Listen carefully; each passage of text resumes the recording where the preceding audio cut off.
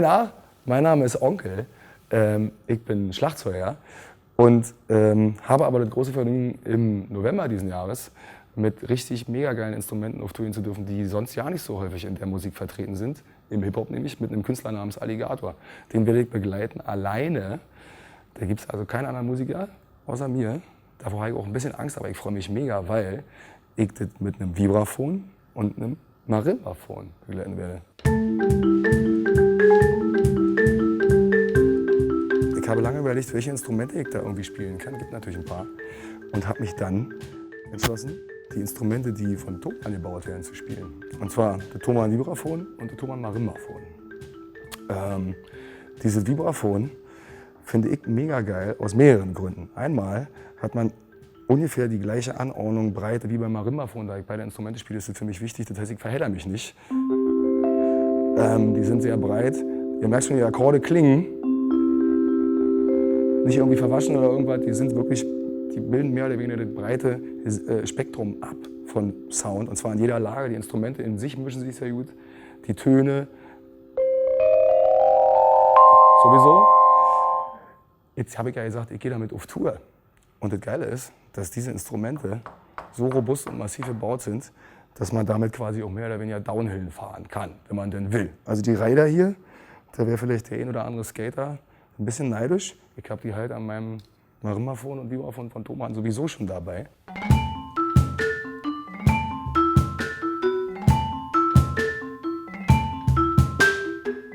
Das Marimbaphon hat 1, 2, 3, 4,5 Oktaven, glaube ich.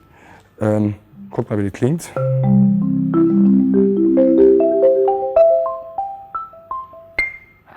Geil.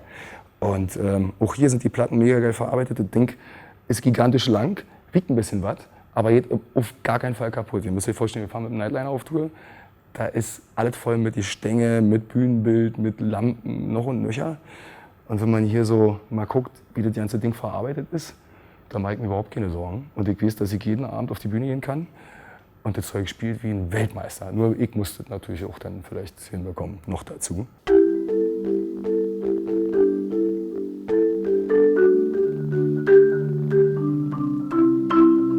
Das, was hier ansonsten so aufgebaut ist, also ihr seht jetzt gerade das Setting für die Tour, so wird es zu 99% stehen. Hier sind noch 2 Snares von der Firma Yamaha, weil ich ja, wie gesagt, sowohl Harmoniespieler als auch Schlagzeuger sein muss in dem Zusammenhang, habe ich mich entschlossen, das auch zu sein und habe also noch Snare für einen Backbeat, sowohl am Marimbaphon, je nach dem Platz, wo ich mich gerade befinde.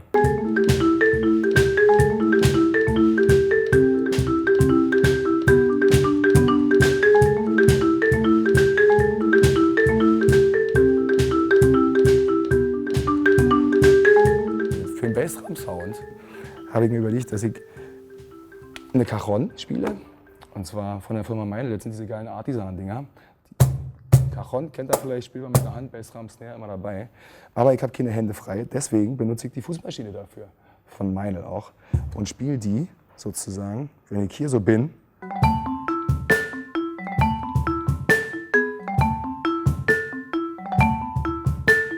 Und damit ist es noch nicht vorbei.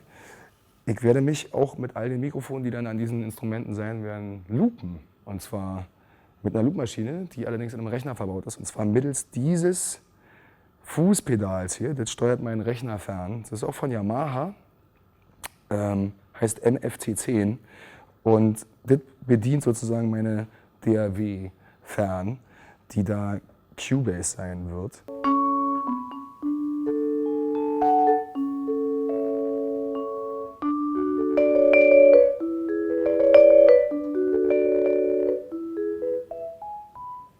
Die Mikrofone werden mittels eines Interfaces von Focusrite, das wird vielleicht ein bisschen größer sein als das hier, in den Computer eingespeist. Das ist ein 2-in, 4-out. Wahrscheinlich wird es ein 4-in, 6-out sein für unseren Mischer als Interface.